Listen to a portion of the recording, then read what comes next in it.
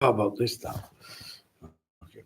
So as usual, Waheguru Ji Ka Khalsa, Waheguru Ji Fateh. Um, so we thought, well, where shall we look at today? Where shall we focus on today?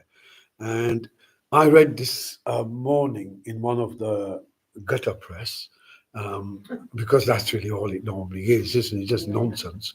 However, this nonsense was quite revealing because what it was telling you was that, and this was quite a proud statistic, that now 1 in 6 people in Britain are on SSRIs, right? Serotonin suppressors, right? So antidepressants, Prozac, that kind of thing. 1 in 6. That's worth thinking about. 1 in 6.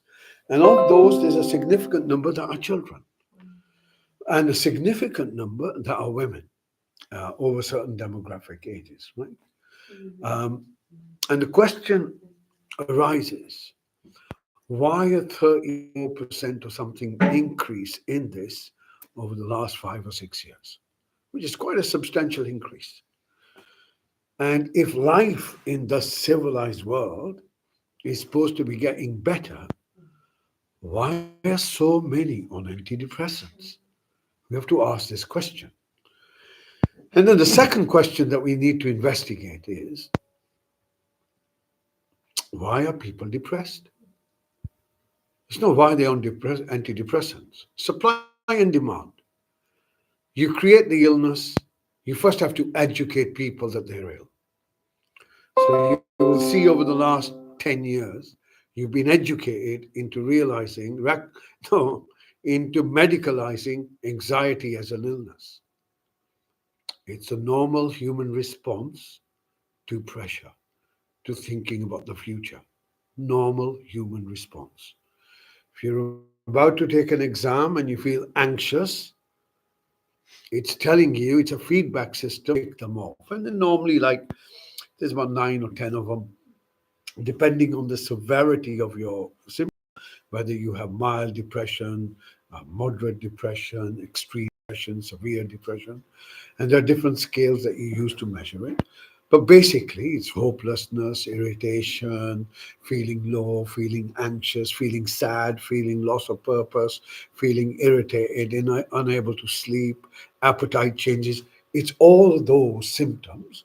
Put them together, and then you give them the label depression. From a Gurmat perspective, from this my worldview, the question would be, why are you experiencing those symptoms? Right? So those are the symptoms, they're not the cause. So if we then go through psychophysiology, how the mind connects to the body, you begin to make sense. So when you, as a human being, are trapped in your activated nervous system, let's call it the flight fright response system, then you have more glucose, you have more adrenaline, more cortisol, more blood pressure, more heart rate, more physical pumping, so many changes in your body, endocrine, nervous system, the whole thing. The signals that are going to your mind will start giving rise to symptoms that you will have. So more glucose in your blood, you ain't going to sleep. More adrenaline in your blood, you ain't going to sleep. So your insomnia isn't caused by your depression. Your insomnia is caused by the biochemical imbalances in your body. Why? Because your flight fight response is kicked off. That's where it all begins. Now, the question is, what kicks off flight fight response system? And this is where we look at the nature of the sense of self, conditioned self. So if I am conditioned not to eat pork, for argument's sake, and someone puts in front of me a lovely slice of gammon with a bit of pineapple and mint sauce, or is it apple sauce, right? Now, in the moment, I either may be tempted or I may feel anxious, depending on my conditioning, right? Now, my conditioning determines how my biology works. So if you are unaware of your mind, you are unaware of health. That's all there is to it. Those ignorant of their mind are ignorant about health. Why? Because your conditioned sense of self, your mind, impacts your physiology. All right, so we've done that. Now that we recognize this, something happens within the mind, not the brain. The brain is an organ, right? It's different, part of your nervous system. Comprehensive, but part of the nervous system, the controlling system. But the mind is a conditioned space which is created through conditioning. Okay? Happens very early on in life, maybe when you're about 5, 6 months old, and then it kind of just develops. So you learn, you're constantly learning and creating this sense of self, and you will then protect this sense of self. This sense of self, whenever it gets in any kind of situation which represents a threat to it, it will respond with activating the nervous system, and then you get all those changes.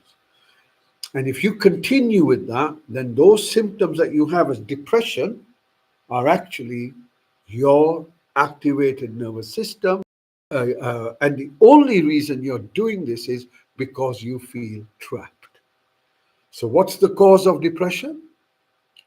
It is a state of mind predominantly. I mean, there are other factors as well that can contribute to it, but in many cases, it's a state of mind, be careful with that word, mind that is trapped or perceives itself to be trapped, right?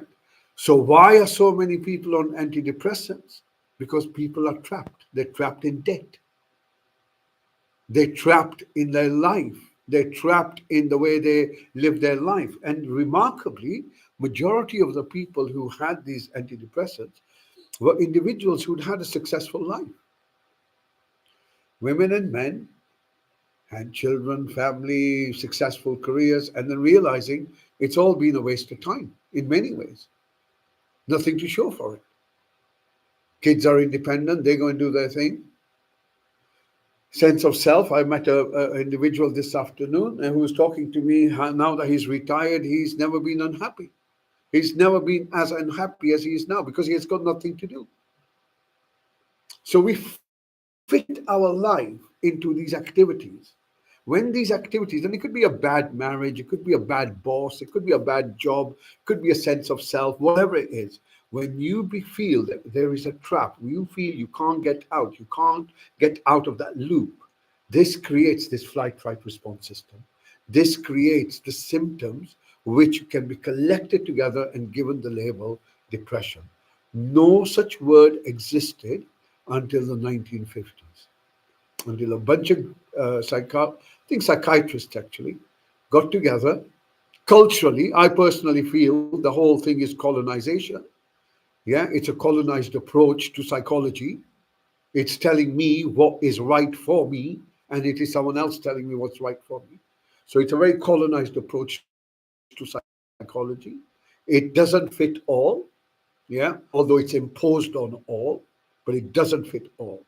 Every indigenous culture, every community, every way of life have their own systems. But these systems are not allowed in the knowledge prison. Yeah, that's the reality of it. So, which is why when you want to remain in this prison, then your reality is that it's purposeless, it's meaningless. That's ultimately you can find out. All that you have worked for, all you've done, you've sacrificed your health, you've sacrificed relationships, you've sacrificed life. For what? And these questions are going to become more and more relevant as we move on in the next few years. Why? Because humanity is coming to that. What is the purpose of being alive in this infinite universe? To have a bank balance, to have a shiny car, to have branded clothes? Is this the sole purpose of your life? To have titles and prestige and status? Is this what it's all about? Because it doesn't matter. Look at your queen, somewhere in the ground right now, rotting away. Means nothing. And that reality is becoming more and more relevant, and that reality is linked with health. And here, health is psychological, mind, physiological, body, transpersonal, and I don't like this word spiritual because it just means nothing, but transpersonal beyond the sense of self. Right? So this is where humanity is now coming. So despite the fact that so many people are depressed, despite the fact that 8 million, 8 or 9 million of people in this country, or 1 in 6, are on antidepressant, despite the fact that even when you let go of the antidepressants, the side effects continue. Messes up people's relationships, their sexual functionality, their reproductive systems, the symptoms of having been on this, and it's addictive. That's the other thing. It's addictive. It doesn't go away. And it is now related to other things, whether it is dementia or other things where their SSRI play a role. Most of the people who tend to have some very, very difficult, dark night of the soul kind of spaces, suicidal, self-harm stuff, SSRIs play a role in that. So this idea of giving them out like sweeties and candies begs the question, in 20 years' time or 10 years' time, where does this population get? Where will it be? Emotionally dumb, emotionally numb, disengaged from life, artificially living. And as hard as it seems to be a reality today, so did the lockdown. So did the lockdown, my friends. So humanity, while it's being squeezed in the Western world, certainly is. Remember, the little kids in China and Taiwan and Thailand ain't on SRIs. They're learning mathematics, they're learning quantum physics, they're going to school, they're learning different languages, they're learning programming. It's a different world out there. And we have to come out of this mindset that we are trapped in this world, in this life here, and this is the only reality. No, this is a manufactured reality. This manufactured reality is now collapsing before your very eyes. Whether it's the health system, whether it's your government system, whether it's your financial, which should be here soon enough, or whether it's the whole God thing that's on the way. Remember that all systems are there to ensure that you do not get time to know yourself. That's all there is. And no education is available, which gives you a methodical method, support, safety, guidance on how to do this and what it means to be human. So the good news is, as the darkness comes to its close, the pendulum comes to, well, it's already started moving the other side, like 12 o'clock in the morning. It's still dark, but it's a new day. And we are there now. Then the new day is dawning, and the new light is dawning, and the new awareness is dawning. And it's not about you becoming aware. Don't take any credit for it. Awareness is in the fabric of existence. As existence changes, it's a balancing system changes, and we've gone through the center of the galaxy, and we're coming on the other side of the galaxy, and all these billions of suns are now radiating their energy towards us. That energy changes your state of being. More light to a plant, it grows in a different way. Red light in a different way. Green light in a different way. Frequencies changes what you are. So it can't be stopped. Whether they put the geoengineering and the, what are they called, chemtrails up, or whether they try and freeze time through acts of huge emotional impact, doesn't matter. The whole process is happening. And either you flow with it or you struggle against it. So one of the things that we have been putting together over the last 10, 12 years is learning ourselves and sharing with others how to flow with the process of change. So there is no post traumatic stress disorder. That's the only reason this continues to this day. Yeah. So meditation is the medicine. Sangat, the group of people with like minded things where you can say things that need to be said, is the medicine. Recognizing your self importance and your self obsession as an illness is a medicine. And embracing change, knowing you have no choice, is a medicine. So, no resistance. And meditation allows us to be still in the moment while the whole thing is still moving. Yeah? So, if we can cultivate that every now and then we can cultivate it in our navigation. Enough of my rambling, right? Yeah? Does it make sense? Yeah. Okay. Normally, I don't have a clue. It's only later on someone says, "What the hell were you talking about, that?" And then I have to try and look. Okay. Okay, so as usual, we'll begin changing your posture and always make an effort of changing it, even if it's comfortable. Change it because we get, the mind becomes still when the body is still as well. So change it, become comfortable, make sure it's a little bit loose. Neck is loose, shoulders are pulled back slightly, chin is pulled in, so the back of the neck stretches. But so it's comfortable. You don't really want to be distressed, or you don't want to be trying to be like a Buddha or anything like that. Comfort. And the back is straight and upright. And your eyes are closed gently. You're not squinting and you're not closing them tightly. And if you can, your mouth is closed unless you can't breathe in through your nose. Okay. So you're going to notice first, let's try this today.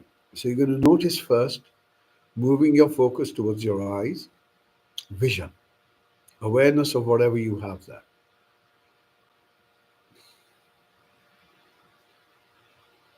So it could be darkness, it could be the back of your eyelids. So where focus is whatever is before our visual space. So we have awareness of darkness or whatever it is. Okay. Next, you're going to bring your focus to the sounds around you. So you move your focus away from your eyes, your visual, and you bring it to your auditory. So you begin to listen.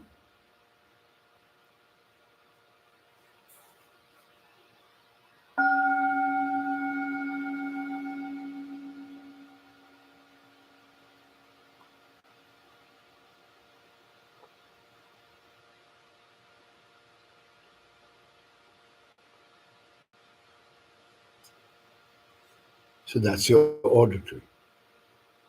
And then you gently bring your focus beneath your nose. And as the breath comes in, you're going to see if there's an aroma. So wherever you are, you will find that there is a warmth, an aroma. And just see if you can detect that.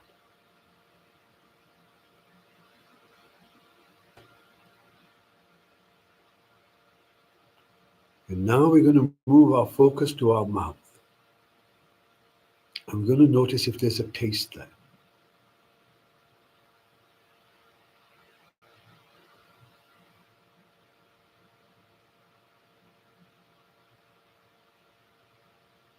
And now shifting our focus to the senses, we're going to use the hula hoop method.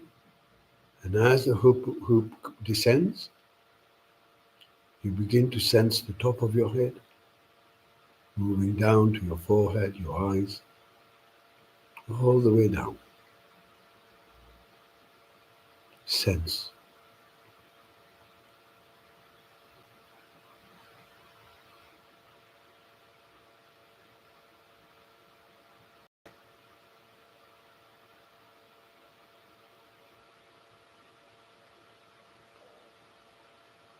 And you're going to notice if there's anything in your body that's been highlighted, like a pain, an ache, a tightness, an itch.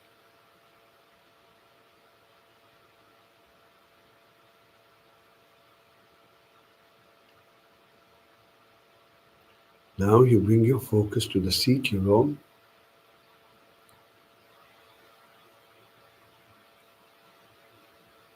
and you're going to allow yourself to be held. So you let yourself go a little bit. Allow the chair, the seat to hold you, to support you.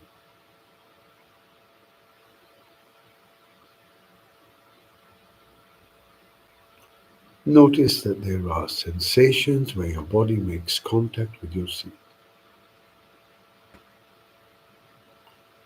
From those sensations, you bring your focus upwards, becoming aware of your hips.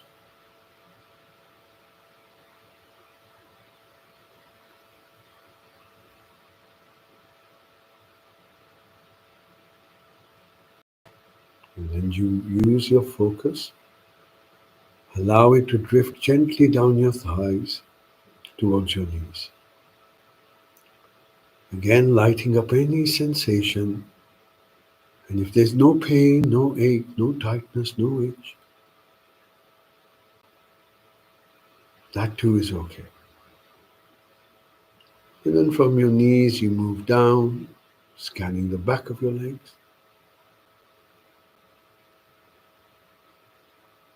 scanning the front of your legs.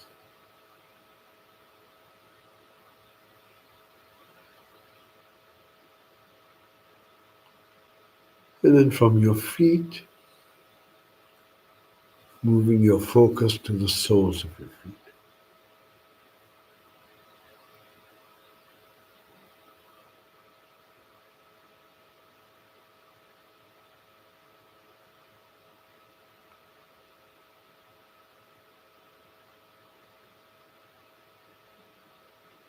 Next breath in, bring your focus back to your seat. And again, notice how well you're held in place.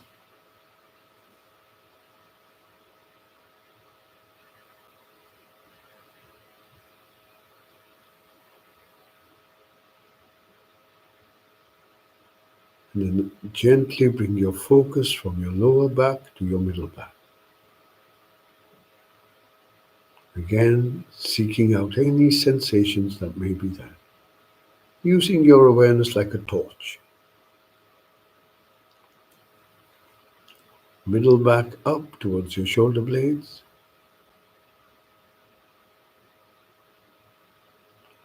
Moving up to your shoulders.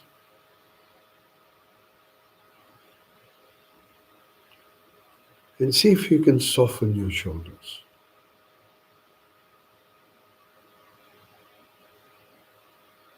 And then gently bring your focus down your shoulders towards your elbows.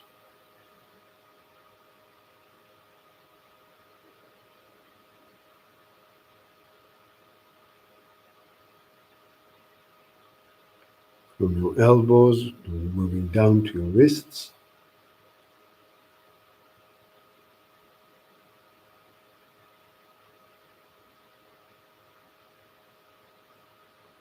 Moving to the palms of your hands.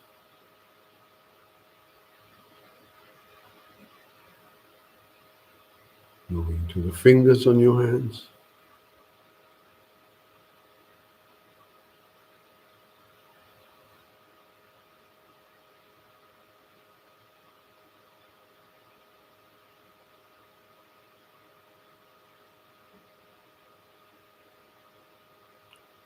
And on your next breath in, gently bring your focus towards your eyes.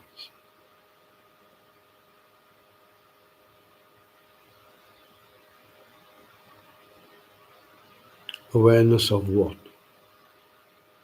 Back of your eyelids, darkness, thoughts, colors.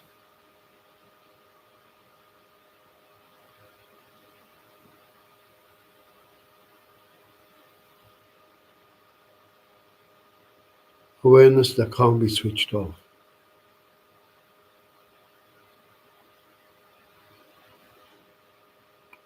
Awareness that will be aware of your thoughts, aware of the back of your eyelids, awareness that can even move to the back of your head.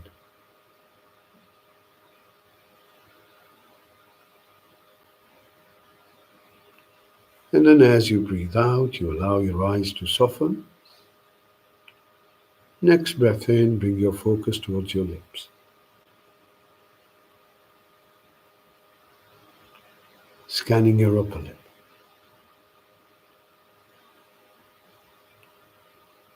lower lip,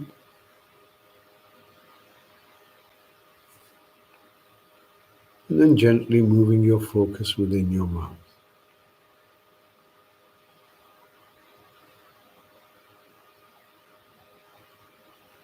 Notice the roof of your mouth,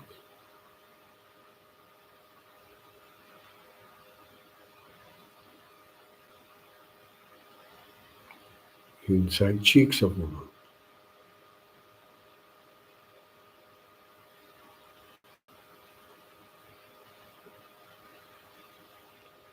Notice your tongue. Allow it to soften. And again.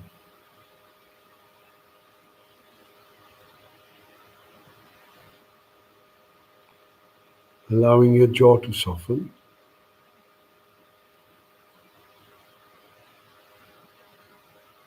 And on your next breath out, allowing your face to soften.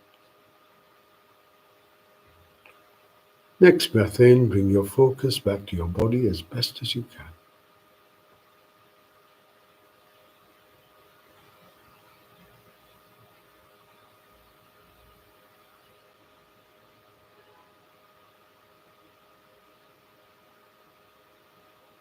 Notice the stillness in your body.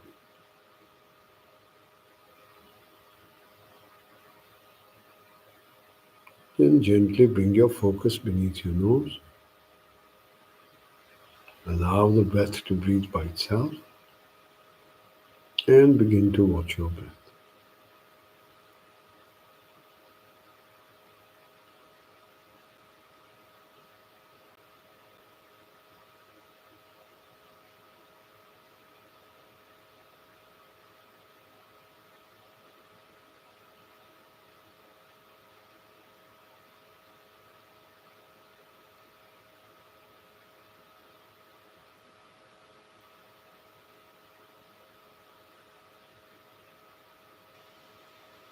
Next breath in, you're going to bring your focus within yourself, to your inner space.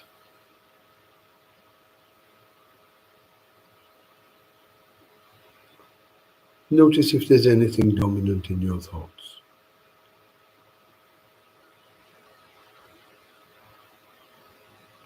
Are you drowsy or are you alert?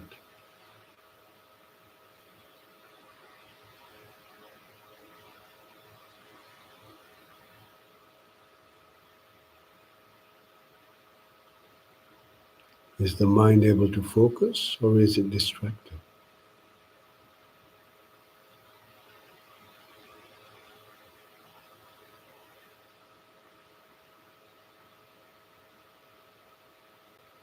And then gently bringing your focus to your chest and begin to notice the movement of your chest.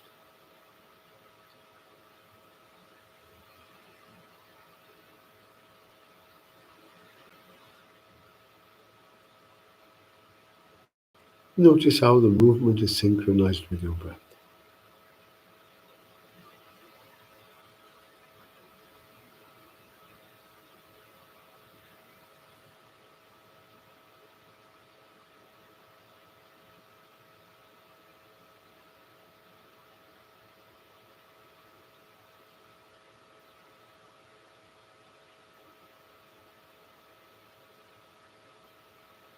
Notice the subtle changes, subtle sensations within your ribs, around your ribs, as the breath comes in and the breath goes out.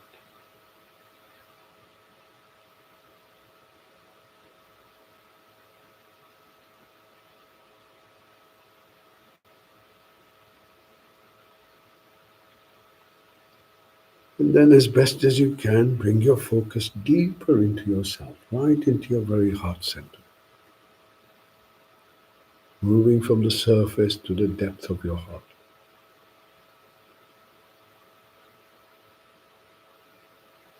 And as you hold your focus there, waiting,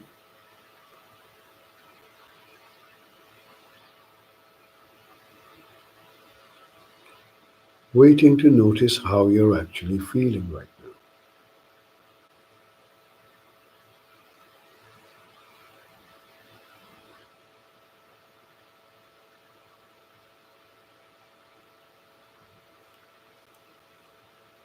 Does this moment feel enough?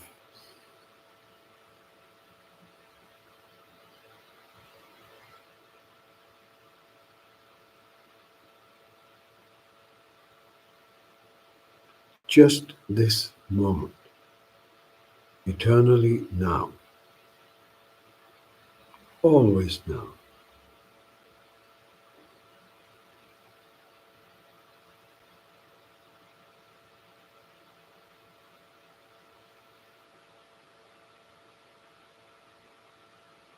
How does this moment feel?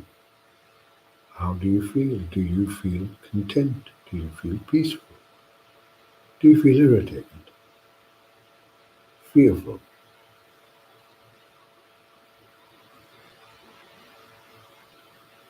Is this moment enough?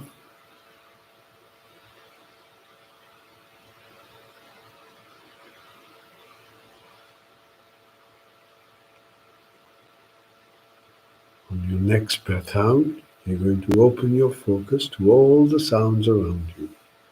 Just begin to listen. Not looking for anything, not judging any sound, no commentary, just listening.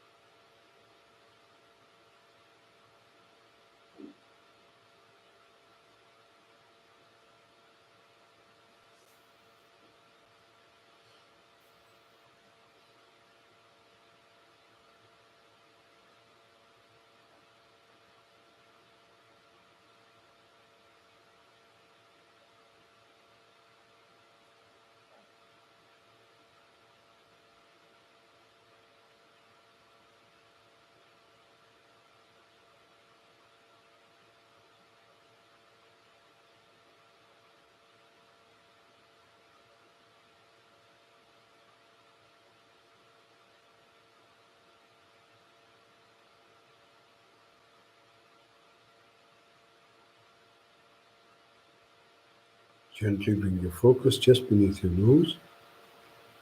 Begin to watch your breath again, using your breath as an anchor, holding your focus with a little bit of effort,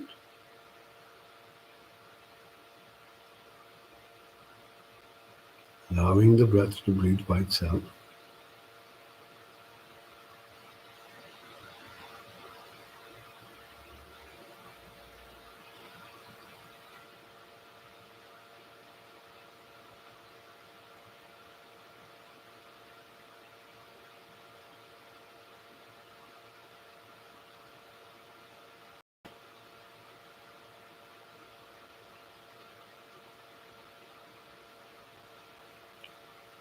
Notice the in-breath as it comes in, stops. Out-breath as it goes out, stops.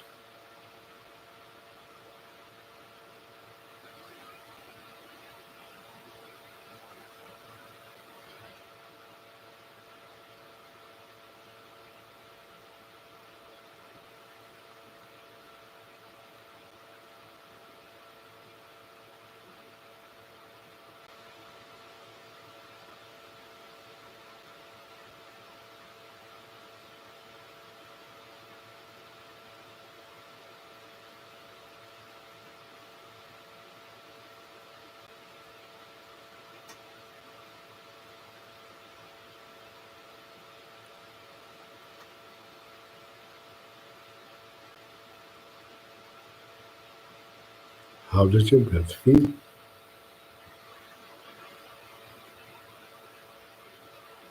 How does it flow? Does it seem calm or does it seem erratic?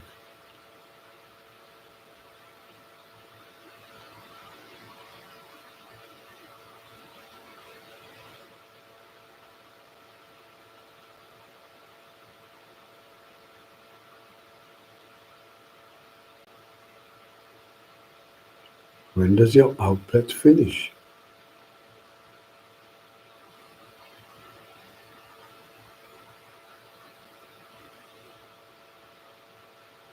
Remaining alert yet relaxed.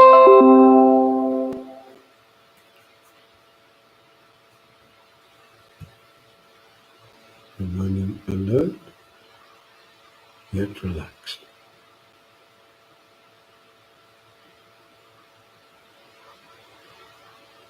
Following your out breath all the way till the end.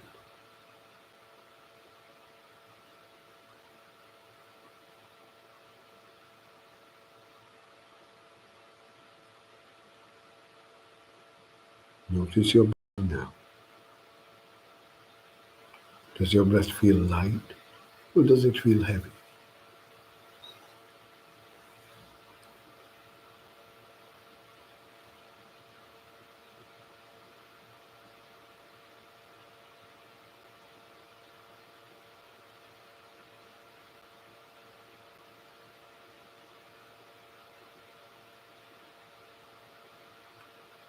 And then gently bringing your focus to the sound of your breath.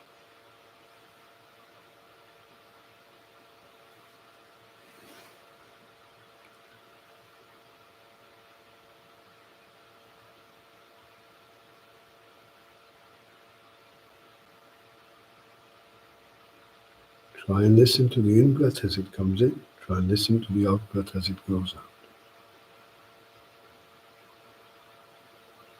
As best as you can.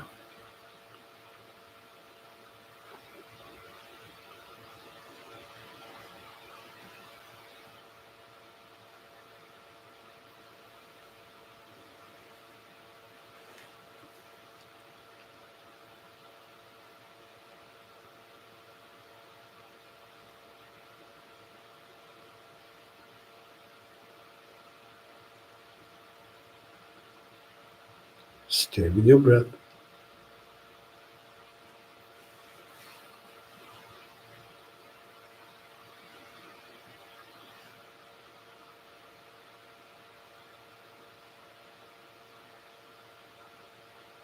Stay with your breath.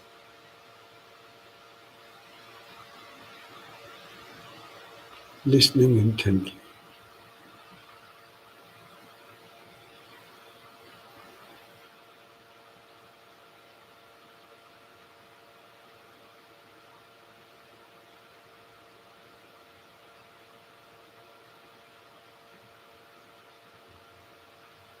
Stay with your breath.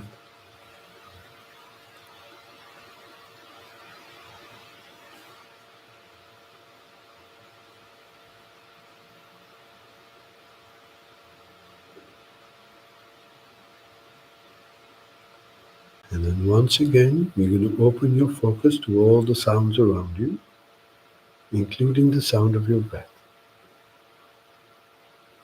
Listening intently. No commentary, no judgment, no thoughts, just listening.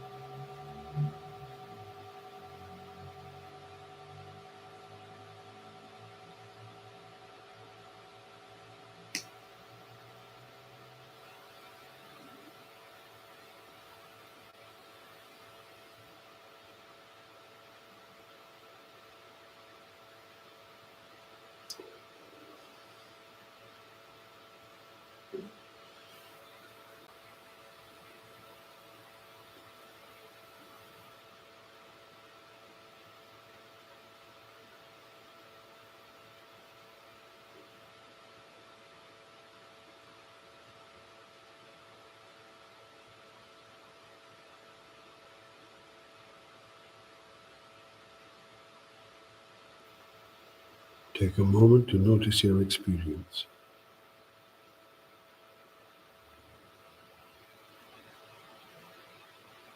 Notice the timeless nature of this moment.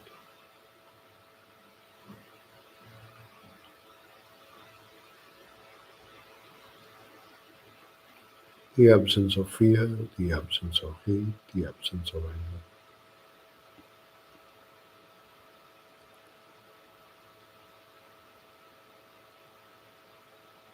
Notice the presence of calmness, the absence of anxiety.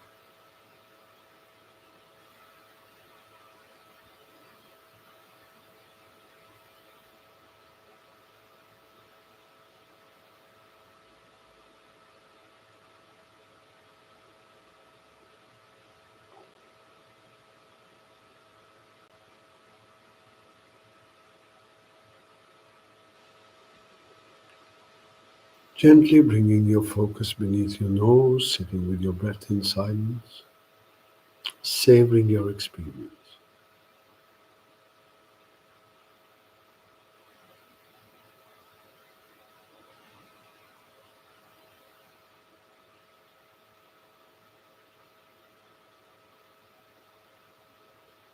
Embedding yourself in the moment of now. Nowhere to go, nothing to do, just to be present.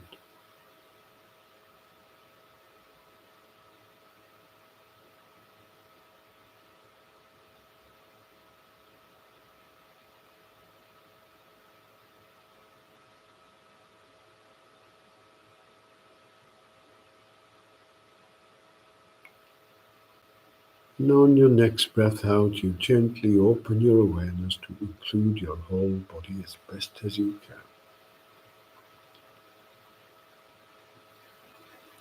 Notice if there's any pain, discomfort in the body itself.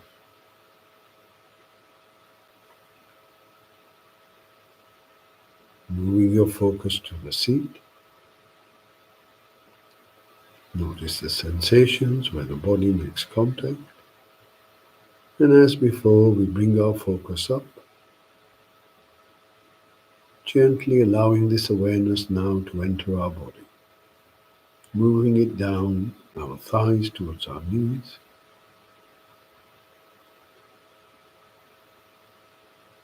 allowing every single cell in your body to appreciate the silence, the harmony, the balance. And then from your knees, moving down towards your ankles,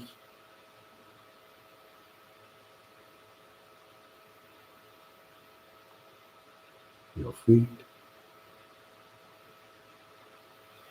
and then coming to the soles of your feet.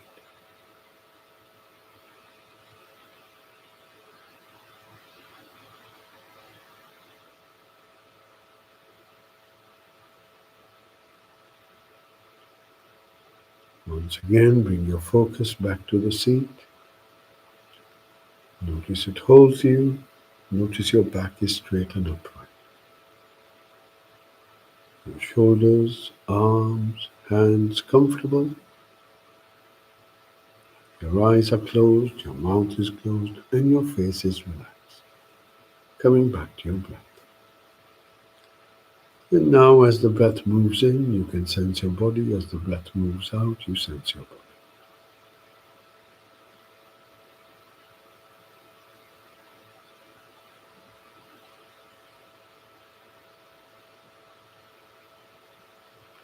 Breathing in, you feel at peace. Breathing out, you feel at peace.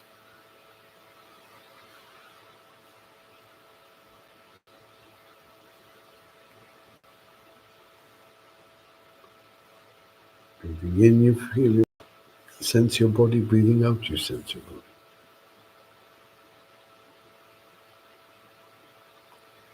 And when you hear the next bell, use this bell to draw some slow, deep breaths in.